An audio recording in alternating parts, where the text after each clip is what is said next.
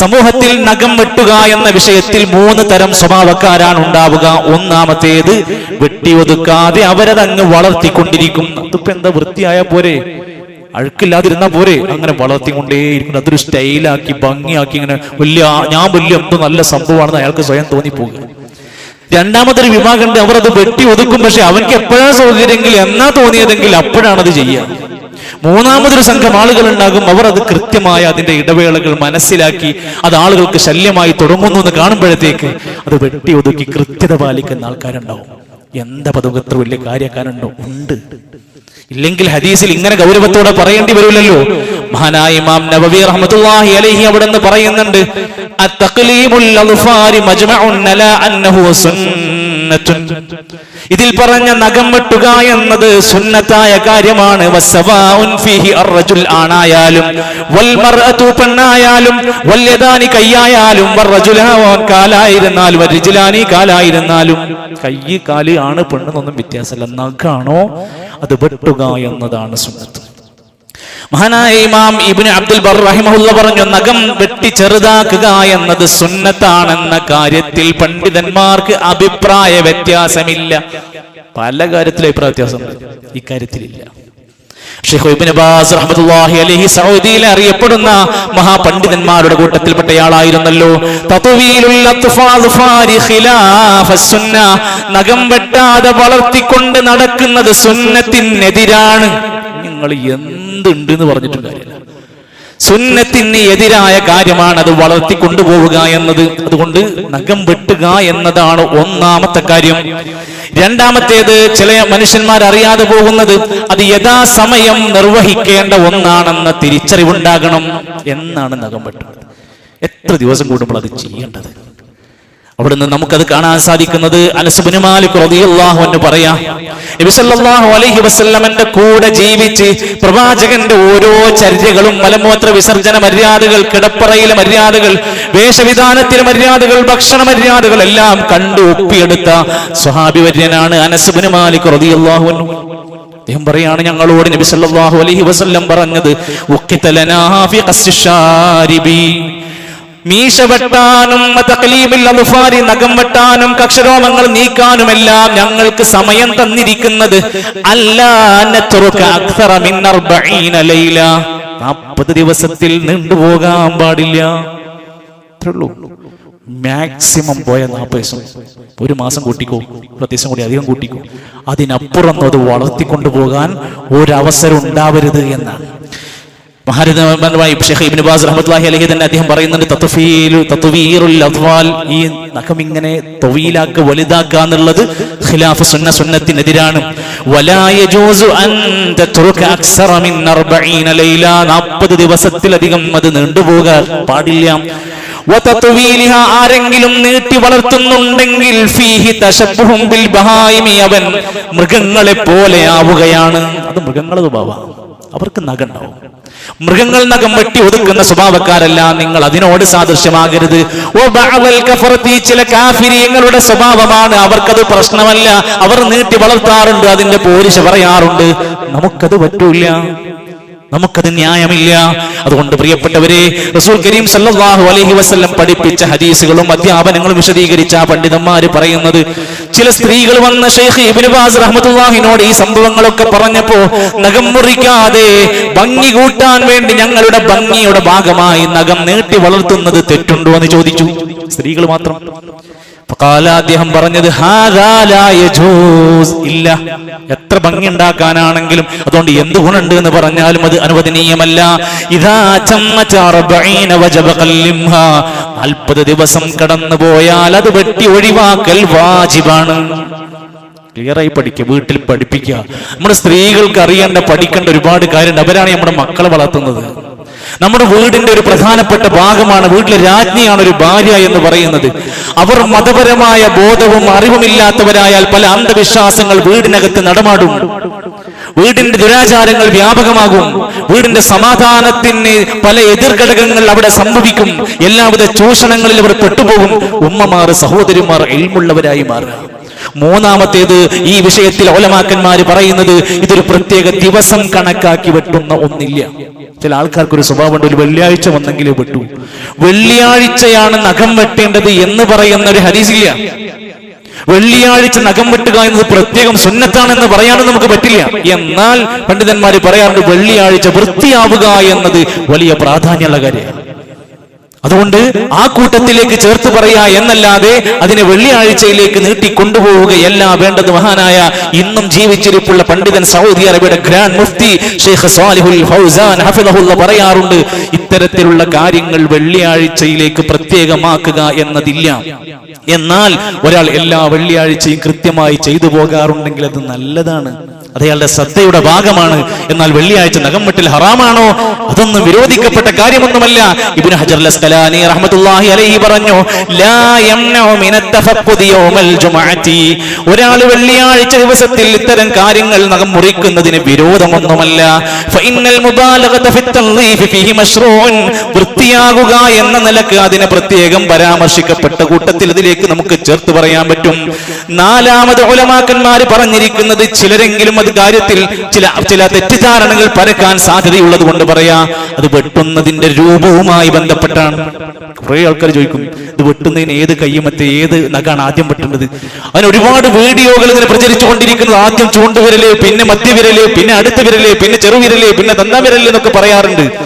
ഈ വിഷയവുമായി ബന്ധപ്പെട്ട് പൊതുസമൂഹത്തിന്റെ വിഷയത്തിൽ വന്ന ചോദ്യങ്ങൾക്ക് മുമ്പിലെല്ലാം ഉലമാക്കന്മാര് പറയും, ഹദീസിന്റെ അടിസ്ഥാനത്തിൽ ആദ്യം വെട്ടേണ്ടത് വലത് കയ്യ്, ആദ്യം വെട്ടേണ്ടത് വലതുകാല്, എല്ലാ കാര്യത്തിനും വലതിനെ മുന്തിക്കുക എന്നതാണ് സ്വഭാവം. ആയിഷ റളിയല്ലാഹു അൻഹ ഖാലത്ത്, നബി സല്ലല്ലാഹു അലൈഹി വസല്ലമയുടെ പ്രിയപ്പെട്ട ഭാര്യ ആയിഷ റളിയല്ലാഹു അൻഹ, നബി തങ്ങളുടെ ഭാര്യമാരുടെ കൂട്ടത്തിൽ ധാരാളം ഹദീസ് പറഞ്ഞ പ്രമുഖ സ്വഹാബ വനിതയാണ് ആയിഷ റളിയല്ലാഹു അൻഹ. അബൂബക്കർ സിദ്ദീഖ് റളിയല്ലാഹു അൻഹുവിന്റെ പ്രിയപ്പെട്ട പൊന്നോമന മോളാണ്. പ്രിയപ്പെട്ടവരെ, നമ്മുടെയൊക്കെ ഉമ്മഹാത്തുൽ മുഅ്മിനീൻ, ഉമ്മമാരായി നമ്മൾ അറിയുന്ന മുഅ്മിനീങ്ങളുടെ മാതാക്കളായി വിശേഷിപ്പിക്കപ്പെട്ടവരാണ്. ആ ആയിഷ ബീവിന്റെ പേര് പറഞ്ഞാണ് ഇന്ന് നാട്ടിലെ പല ആളുകളും സ്ത്രീകൾ വരെ തുള്ളിച്ചാടിക്കൊണ്ടിരിക്കുന്നത്. ആ ആയിഷ ബീവിന്റെ പേര് പറഞ്ഞാണ് ഇന്ന് ഡാൻസും പാട്ടും കൂത്തുകളും നടത്തിക്കൊണ്ടിരിക്കുന്നത്, ന്യായീകരിക്കുന്നത്. ഇത് കലയല്ലേ, ഇതൊരാഘോഷമല്ലേ, ഇതിനൊക്കെ എന്താ കുഴപ്പമെന്ന് ചോദിക്കുന്നവരോട് ഒന്നേ പറയാനുള്ളൂ, നിങ്ങൾ ആയിഷ ബീവിനെ വെറുതെ വിടും. പ്രിയപ്പെട്ട നമ്മുടെ ഉമ്മാന്റെ പേര് പറഞ്ഞുകൊണ്ട് നിങ്ങൾ തുള്ളിച്ചാടി കളിക്കല്ലേ. ശരീരത്തിന്റെ സ്ത്രൈണതയും അലങ്കാരങ്ങളും പുറത്തിട്ട് സ്റ്റേജിൽ കയറി ആടിപ്പാടിക്കൊണ്ടിരിക്കുന്നവർക്ക് എന്തിനാ ആയിഷ ബീവിനെയും ഫാത്തിമ ബീവിനെയും ഖദീജ ബീവിനെയും ഇട്ട് വഷളാക്കുന്നത്? ഈ ഹദീസ് പറയുമ്പോൾ നമ്മൾ ആ വിഷയം ചേർത്ത് പറയാൻ ശ്രമിക്കുകയാണ്. പ്രിയപ്പെട്ടവരെ, നമ്മളെങ്കിലും ഒന്ന് കൃത്യമായി, നമ്മുടെ ഈ ഇരിക്കുന്ന നമ്മളെങ്കിലും അതിന്റെ ആളുകളാകാതിരിക്കുക. ഇത്തരത്തിലുള്ള ഇസ്ലാം വിരോധിച്ച പലതും ഇന്ന് ആളുകളിൽ അവസാന കാലഘട്ടം വരുമ്പോൾ തിന്മകളുടെ വ്യാപനം അധികമാകുമല്ലോ. സഹോദരങ്ങളെ, ആയിഷ റളിയല്ലാഹു അൻഹ ഉദ്ധരിക്കുന്ന ഹദീസാണ്. നിബിതങ്ങൾ അവിടുന്ന് നിബിതങ്ങളുടെ ജീവിത ചരിത്രം കണ്ടിട്ട് പറയാണ്, ലയുഹിബ്ബു തയമ്മന ഫീ ളുഹൂരിഹി ഇദാ തതഹറ, നബി എന്ത് ശുദ്ധിയാക്കുമ്പോഴും ആദ്യം വലതിന് പ്രാധാന്യം കൊടുക്കാറുണ്ട്. വഫീ തറജ്ജുലിഹി ഇദാ തറജ്ജല വഫീ ഇന്തിആലിഹി ഇദൻ തഅല, മുടി ചീകി വെക്കുമ്പോൾ വലതിന് പ്രാധാന്യം കൊടുക്കും, ചെരുപ്പ് ധരിക്കുമ്പോൾ വലതിന് പ്രാധാന്യം ധരിക്കും. അതുപോലെ തന്നെ നമ്മളും നമ്മുടെ ജീവിതത്തിൽ ഷർട്ട് ധരിക്കുമ്പോഴും പാന്റ് ധരിക്കുമ്പോഴും ചെരുപ്പ് ധരിക്കുമ്പോഴും ഒക്കെ വലതിന് പ്രാധാന്യം കൊടുക്കുന്ന പോലെ നഖം വെട്ടുമ്പോഴും ആദ്യം വലതിന് പ്രാധാന്യം കൊടുക്കുക. ഇന്ന വിരലാണ് ആദ്യം, ഇന്ന വിരലാണ് അവസാനം എന്ന ക്രമം നിബിധങ്ങൾ ഒരിക്കലും പഠിപ്പിച്ചിട്ടില്ല. സ്വഹാബത്തിന്റെ മാതൃകയിലും എവിടെയും പഠിപ്പിച്ചിട്ടില്ല. എന്നാൽ ചില പണ്ഡിതന്മാരൊക്കെ ഇങ്ങനെ എന്നൊക്കെ അഭിപ്രായങ്ങൾ പറയാറുണ്ട്. അതിന്റെ സുന്നത്തിൽ സ്ഥിരപ്പെട്ടതായി കാണാൻ സാധ്യമല്ല. മഹാനായ ഹാഫിദ് ഇബ്നു ഹജർ റഹ്മത്തുള്ളാഹി അലൈഹി പറയാണ്, നഖം വെട്ടുന്നതിന്റെ ക്രമം നിശ്ചയിച്ച യാതൊരു ഹദീസും സ്ഥിരപ്പെട്ടു വന്നിട്ടില്ല. അപ്പൊ ഇന്ന വിരലിനൊന്നല്ല, വലത് കയ്യിലുള്ള ഏത് വിരലിലും നമുക്കത് ചെയ്യാൻ പറ്റും. അഞ്ചാമതായി, പൊതുജനങ്ങൾക്കിടയിൽ വ്യാപകമായി പ്രചരിപ്പിക്കപ്പെടാറുള്ള ഒരു തെറ്റിദ്ധാരണയാണ്, ജനാബത്തുകാരനാണോ ഹൈലുകാരിയാണോ നിഫാസുകാരിയാണോ ഇവരൊന്നും നഖം വെട്ടാൻ പാടില്ല. നമ്മളൊരു കാര്യം എവിടുന്നാ പഠിക്കുന്നത്? ആരോ പറഞ്ഞപ്പോഴാണ്, ആരോ പറയുന്നത് കേട്ടിട്ടാ. ഇതിന്റെ സത്യാവസ്ഥ എന്താണ്? പണ്ടേ ഞങ്ങൾ കേൾക്കുന്നുണ്ടല്ലോ, അതുകൊണ്ട് ഇത് സത്യക്കൊള്ളുന്നില്ല. നമ്മൾ കേൾക്കേണ്ടത് പ്രമാണത്തിൽ നിന്നാണ്, നമ്മൾ പഠിക്കേണ്ടത് ഇസ്ലാമിന്റെ രേഖയിൽ നിന്നാണ്. ഉലമാക്കന്മാരോട് ഈ ചോദ്യം ചോദിച്ചു, അങ്ങനെയൊക്കെ പറ്റുമോ എന്ന് ചോദിച്ചപ്പോൾ പ്രമാണം വെച്ചുകൊണ്ട് അല്ലാമ ഇബ്നു ബാസ് റഹ്മത്തുള്ളാഹി അലൈഹി പറഞ്ഞു, ഒരു പുരുഷൻ ജനാബത്തുകാരനായാൽ അയാൾക്ക് ആ സമയത്ത് നഖം വെട്ടാനുണ്ടെങ്കിൽ വെട്ടാം. ഒരു സ്ത്രീ ഹൈലുകാരിയാണോ അവൾക്ക് നഖം വെട്ടാം. ജനാബത്തുകാരിയാണോ, നിഫാസ് പ്രസവരക്തവുമായി ബന്ധപ്പെട്ടവളാണോ, അവർക്കെല്ലാം നഖം വെട്ടുന്നതിന് അനുവദനീയമാണ്. യാതൊരു മറ്റൊരു നിബന്ധനയും അതിന് വെച്ചിട്ടില്ല. എന്നാൽ ഷെയ്ഖ് ഇബ്നു ബാസ് റഹ്മത്തുള്ളാഹി അലൈഹി പറഞ്ഞ വാക്കും ഇതേപോലെ തന്നെ അൽ-ലവാഫിരി വൽ മുഷ്തിഫി അസ്നാഇ ദൗറതി ലാ ഹറജ ഫി, അതിലൊന്നും ഒരു കുഴപ്പവുമില്ല, നിഫാസിലാണെങ്കിലും പ്രശ്നമില്ല. എന്നാൽ ആ കാര്യത്തിൽ പിന്നീട് എന്താണ് ശ്രദ്ധിക്കേണ്ടത് എന്ന് മാത്രമാണ് നമ്മൾ അത്തരത്തിൽ ആ നഖം മുറിച്ചെടുക്കുന്നത് അത് കൃത്യമായി കൊണ്ട് ഒഴിവാക്കാൻ ശ്രമിക്കണം. ചില ആളുകൾ അത് സൂക്ഷിച്ചു വെക്കും, വേറെ ചില ആളുകൾ അതിനെ അലക്ഷ്യമായി എവിടെയെങ്കിലും കിട്ടുപോകും. എന്നാൽ ആ നഖത്തിനൊരു നജസായി കണ്ട് അത് വളരെ ഭദ്രമായി എടുത്ത് കളയാൻ വേണ്ടി പ്രത്യേകം ശ്രദ്ധിക്കണം. അത് ഹൈലുകാരിയുടെ നഖം മാത്രമല്ല, എല്ലാവരുടെയും. ചില സഹോദരിമാരൊക്കെ നാട്ടിൽ പറയും, ഹൈല സമയത്ത് ഈ സംഭവം നഖം വെട്ടിയിട്ട് അവർ പറയാം എടുത്തു വെക്കും, എന്നിട്ട് പിന്നെ എപ്പോഴെങ്കിലുമൊക്കെ ശുദ്ധിയുള്ള കാലത്ത് കൊണ്ടുപോയി ഒഴിവാക്കുന്ന സാഹചര്യം. ആവശ്യമില്ല, അത് എടുത്തു വെക്കേണ്ട ആവശ്യമില്ല.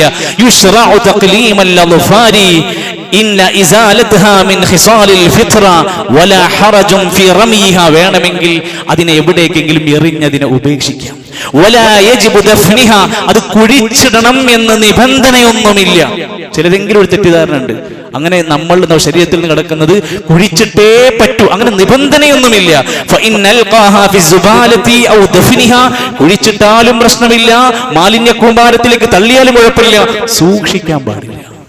ചില പണ്ഡിതന്മാർ ഒന്നുകൂടെ പറഞ്ഞു, ചില ശയാതീനുകൾ, ചില പിശാചുക്കൾ, ചില സാഹിര്യങ്ങൾ സിഹിർ ചെയ്യാൻ വേണ്ടി മനുഷ്യരുടെ മുടിയിൽ നിന്നും നഖത്തിൽ നിന്നുമൊക്കെ അംശങ്ങൾ എടുത്ത് മാരകമായ സിഹിറിന്റെ, ഇസ്ലാം ഏറ്റവും ശക്തമായി എതിർത്ത ആ മഹാപാപങ്ങളിൽപ്പെട്ട സിഹിർ ചെയ്യാൻ വരെ ഇത്തരം സംഭവങ്ങൾ ഉപയോഗിക്കുന്നത് കൊണ്ട് ആ ഗൗരവം കൂടെ കണ്ടുകൊണ്ട് അതിൽ നിന്ന് പിന്മാറണം. അത്തരം കാര്യങ്ങൾ ഉണ്ടാകാൻ പാടില്ല എന്നത് ഓർമ്മപ്പെടുത്തിയിട്ടുണ്ട്.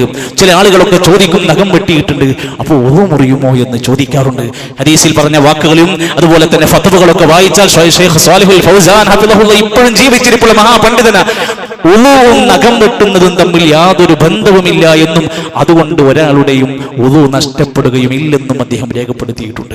ചില കുട്ടികൾക്കിടയിലോ ചില മുതിർന്നവർക്കിടയിലോ ചിലപ്പോൾ പള്ളിയിലൊക്കെ വന്നിരുന്നാൽ പോലും ചില ആൾക്കാർ നഖം കടിച്ചുകൊണ്ടേയിരിക്കുന്ന സ്വഭാവം ഉണ്ടാവും. വെറുതെ ഇരിക്കുമ്പോൾ എന്തെങ്കിലും തോണ്ടുക, എവിടെയെങ്കിലും മാന്തുക, അല്ലെങ്കിൽ എന്തെങ്കിലും കടിക്കുക, അങ്ങനെ സ്വഭാവം ഉണ്ടാവും. കുട്ടികൾക്കിടയിലൊക്കെ ഇന്ന് വ്യാപകമായി കാണാൻ സാധിക്കും. അതിന് ആരോഗ്യ വശങ്ങളും മറ്റുമൊക്കെ വേറെ ഉണ്ടെങ്കിലും നഖം കടിക്കുക എന്ന സ്വഭാവത്തെ കുറിച്ച് ചോദിച്ചപ്പോൾ ഷെയ്ഖ് ഉസ്മാൻ അൽ ഖമീസ് ഹഫിസഹുല്ലാഹ് ഇന്ന് ജീവിച്ചിരിപ്പുള്ള മഹാപണ്ഡിതൻ പറഞ്ഞത്, നഖം കടിക്കുക എന്നതൊരു ചീത്ത ശീലമാണ്, ഒരു ഹറാമാണ്, ഒരു ഭയങ്കര സംഭവം എന്നും പറയുന്നത് അതൊരു ചീത്ത ശീലമാണ്, ദുഷിച്ച ശീലമാണ്, ധാരാളം ആരോഗ്യ പ്രശ്നങ്ങൾ ഉണ്ടാകാൻ സാധ്യതയുള്ളതാണ്. അതുകൊണ്ട് അത് ഉണ്ടാവാതിരിക്കാൻ ശ്രദ്ധിക്കുക.